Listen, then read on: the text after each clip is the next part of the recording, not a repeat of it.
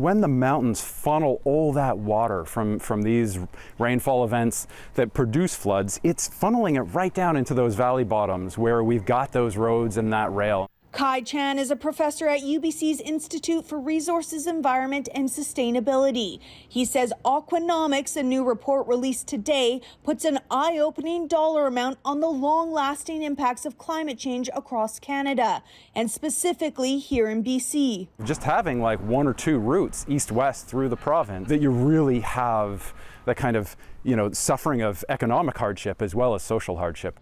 The report points to last year's floods, which for a time cut off rail and highway links between the country's biggest port in Vancouver and the rest of Canada.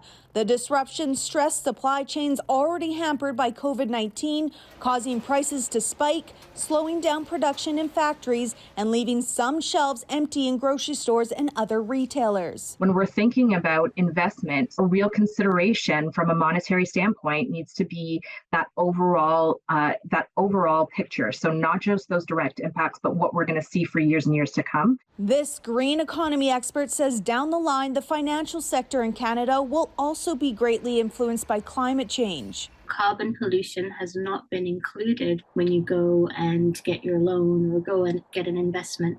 But all these financial institutions around the world are slowly having to share what is the risk of climate in this project. The report predicts manufacturing and distribution will take the biggest hit from water-related climate disasters between now and 2050, an estimated $64 billion in losses. We've got to plan in a way that accounts for the fact that this world is a different place than when these roads and rail lines and bridges were first installed decades ago. Chan says in order to prepare and avoid further strain on the supply chain, governments and municipalities need to work together to build infrastructure in a way that will be resilient to natural disasters. Janella Hamilton, CBC News, Vancouver.